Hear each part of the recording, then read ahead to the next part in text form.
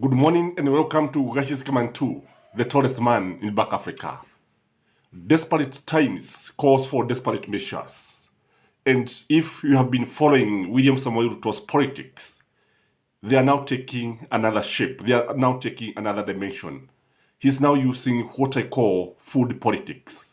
If you have been following what has been happening in Luo Nyanza, you see a desperate government trying to force people and leaders to work with the government.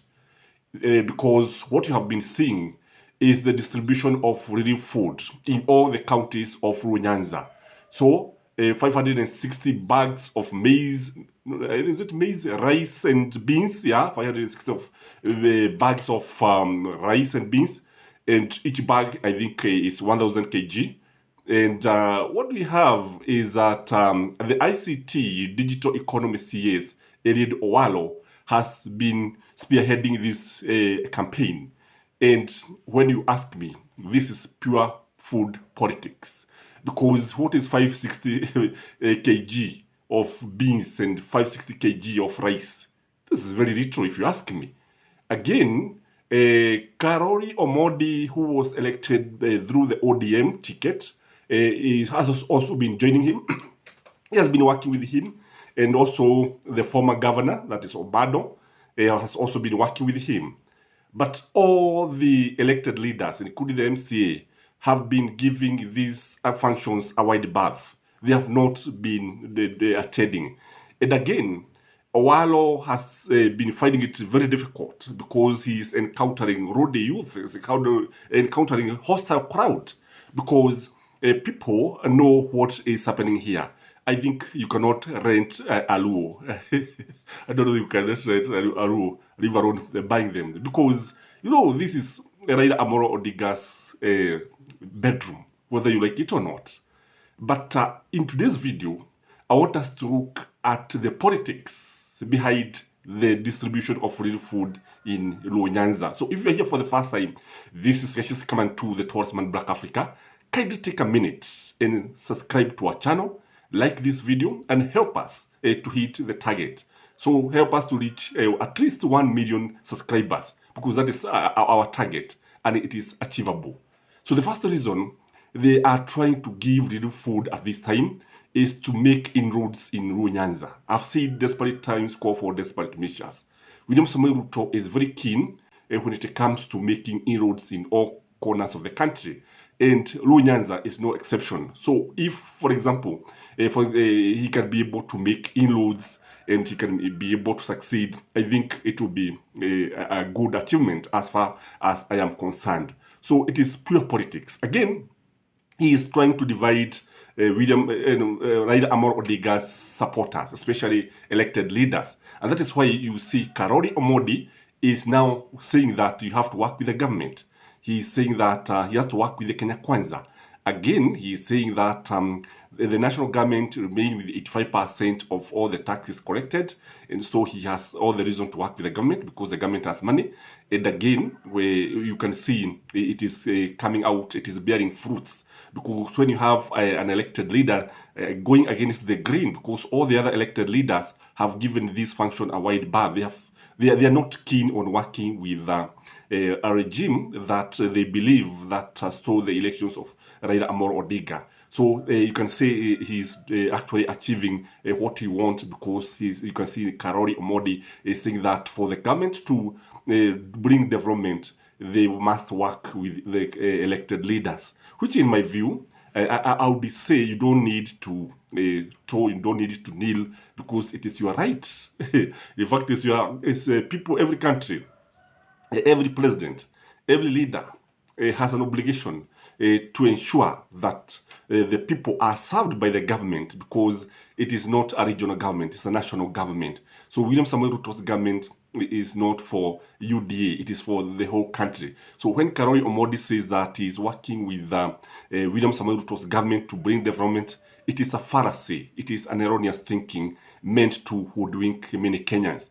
Again, the other reason why the Nyanza is receiving real food at this time is because of the 2027 elections. William Samoei Ruto is very keen because he knows very well that Raila Amolo Odinga may retire from active politics, or he may end up being just the chairman of Azimio, or whichever party to be called, whatever the name of the coalition, and because they know very well that once he retires, once he decides not to vie, there's about to be a vacuum. And that is why you see there are also other leaders who are now saying that ODM needs to have new officials. Those who have been there, like Junet Mohammed, need to be replaced. They are saying that new blood is needed because they are saying that that is one of the reasons why they lost the elections. If you ask me, this is also a fallacy. This is also an erroneous thinking. Again, William Samoei Ruto is also very keen to portray Luo Nyanza people as beggars, as paupers, as poor, as a result of bad leadership.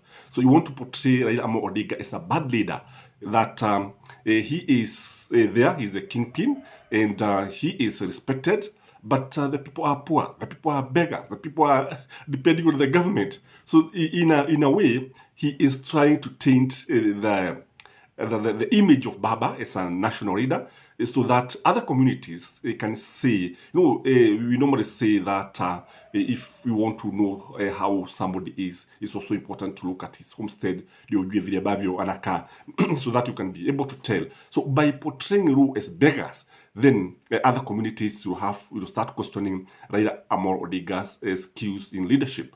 The other thing is that they are very, very, very eager to resurrect political rejects like Obado. There are so many leaders in Luo Nyanza who are rejected by the people. And people like Kidero, you also find them there. And they are trying to work with Kenya Kwanza so that they can resurrect their dead career, because if you ask me, their careers are dead and need to be rejuvenated. They need to be resurrected. That is why they are doing this. And, William Samoei Ruto, I see this a very shrewd politician, and we always see the loophole, and we will try to exploit that loophole and that opportunity, because it is there, because there are some leaders there, because whether we like it or not, a person like Obado has a small following. He may have maybe even 500 people. Those, according to the politics, are very, very important, because they can decide who wins or who loses in an election. Again, when you look at this, I call them just road shows. I call them drama. It is just drama, so that William Samoei Ruto can portray himself as a national leader, because he suffers from legitimacy questions.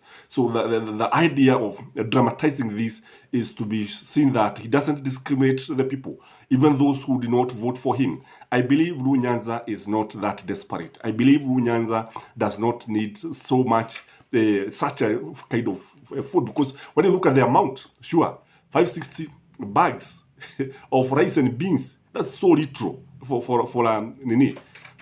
so many counties, not even enough for a village. So this is just what I'm calling drama, political drama, meant to divert their attention and meant to make people believe that William Samoei Ruto is working for everybody. Again, there is also the idea of inciting Baba's supporters by giving them food and inciting them, telling them that politics is over. It is time to work for the people. It is time to work with the government. They are hoping that the supporters will be incited and will start seeing Baba as a bad person and ODM as a bad party, and they have been misled for many years. That is the idea behind all this. And by inciting Baba's followers, although something I find it very difficult, because Raila is one person who has a following. Well, I don't know how to even describe it, because somehow it looks like a religion that is following somebody. And I don't think there's any other politician in Kenya who has such a following in Kenya. Even William Samoei Ruto doesn't have such a royal following. What I can say is that by inciting these people, they tend to think that many people will now despair with Raila Amolo Odinga and maybe start thinking about whether there is an alternative. Again, internationally, Baba is respected. So the government is keen, is intent to embarrass him in the diplomatic circles. They want him, the image, to be seen as bad. You see this person who cannot even care about his people, and this is now the person, by the virtue of the fact that he chairs the infrastructure in Africa. And I understand he also given another role when he went to US. And I don't know what he's going to do in Nigeria, but this is a very, very crucial role that he was given there. And you see, the government wants to taint his image in the international circles, because when you go outside the country, one thing that you realize is that Raila is the most popular politician in Kenya. In fact, even outside Africa, Baba is known, Raila Amolo Odinga is known. And the image of the person they have is a Democrat, a person who cares for the interests of the people, a person who is always after change and positive change, meaningful change to bring the much needed development. So if William Samoei Ruto is going to succeed, is a story for another day. Because if you ask me, I can say that he has a big task. He has his work cut out, because trying to finish Raila Amolo Odinga in his backyard may not be that easy. And Edward Owalo has his work cut out. And that is why I'm saying the crowd is not very happy when they see this. In fact, they are saying they don't need this relief food. They also, Owalo and his team are also being told to go and come with the elected leaders. And he is saying, in fact, there was a time he was defending himself, saying that he has been inviting them. He doesn't go to any constituency without inviting them, but they have been refusing to attend those functions. But when you look at this, this is just a defense mechanism.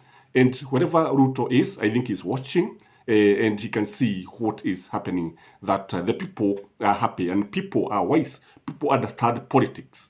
And food politics is now taking another shape in this country. I don't know what you think. If you ask me, Ruto is wrong on this. Kindly remember to subscribe, and may you have a Merry Christmas. Bye-bye.